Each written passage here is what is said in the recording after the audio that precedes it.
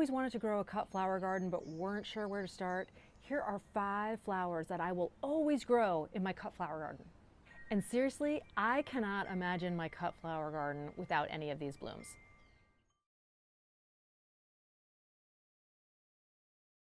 For starters, I love to grow zinnias. These bright, beautiful blooms are super easy to grow, cut and come again, meaning more blooms every single time I snip a stem. They thrive in the summer heat and add vibrant colors to my bouquets. One of my cut flower garden favorites, dahlias. From delicate pom-poms to dramatic dinner plates, dahlias bring lots of elegance and variety. They need a bit more care, but nothing that is unmanageable. They need a bit more care, but nothing that is truly unmanageable. Their stunning blooms are totally worth it. Give them a whirl.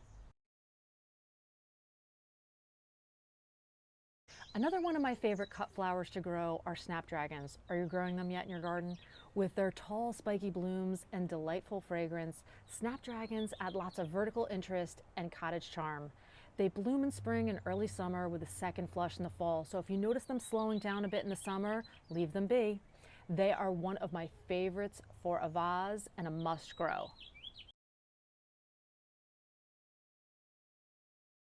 Another cut flower that I will always grow in my garden is celosia. Love, love, love, love, love celosia, because talk about unique. Celosia's textured, exotic blooms in vivid reds, oranges, and purples make any arrangement pop. They're easy to grow, they love the summer sun, and have a really long vase life. Oh, and they dry really well too. And finally, if you're not growing these yet, you totally should, straw flowers. These everlasting blooms have a papery texture and retain their color and shape even after drying. They're perfect for fresh and dried bouquets. They bloom from early summer to the first frost. So tell me, did your favorite make the list? Now, I start a cut flower garden every year using a variety of methods. Now, if you're looking to start a cut flower garden this year, there are 3 different ways to do it. I suggest starting them either using the winter sowing method of starting seeds indoors, or direct sowing them outside. Yes, you can buy plants from your nursery, but you will not find the many different varieties available that can help you create the most epically beautiful bouquets. So I strongly suggest shopping around for seeds and starting your garden via seed. Not sure how to start a cut flower garden? Here's a few tips. If you are starting your cut flower garden for the very first time, I would definitely start with flowers that are easy to grow, easy to germinate from seed. So that way you kind of find that success early and you kind of get a feel and get your sea legs on until you know how things grow. There are lots of beautiful flowers out there. Some of them are much easier to grow than others.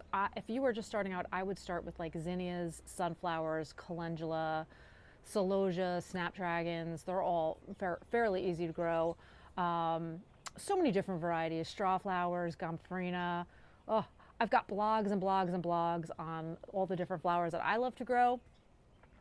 Cut flower gardening is truly a passion for me. I started one many years ago and have brought that same love here when we moved to our home a couple of years ago. My husband built these beautiful raised beds in the potager, which is where I grow mine in addition to the rest of my kitchen garden. It's really gorgeous, and I enjoy making bouquets for myself and for others. It's so fun. Now, if you're growing a cut flower garden and you want to ensure continuous blooms, here's a few tips to follow. There are a few ways we can design and plant for continuous color and bloom so something is always growing and changing from spring to fall in the cutting garden. For starters, plan your garden by bloom time. Ensure you have flowers maturing at different times. Spring bulbs like tulips and daffodils, summer flowers like sunflowers and zinnias, and fall blooms like tithonia and celosia should be staggered to cover the entire growing season.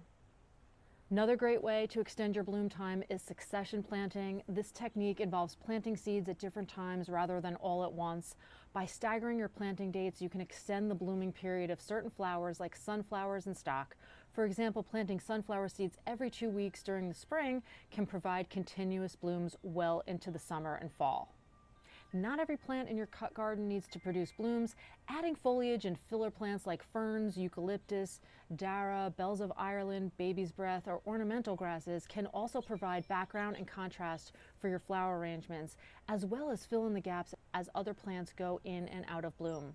Another great way to ensure an extended bloom time is to focus on having a diversity of plants that peak during midsummer, which is when your garden will likely be at its most visible and when most traditional garden flowers are at their best. Zinnias, dahlias, and cosmos are great examples of peak summer flowers. And finally, regular maintenance such as rotating out older plants and introducing new varieties can revitalize your garden's appearance and productivity.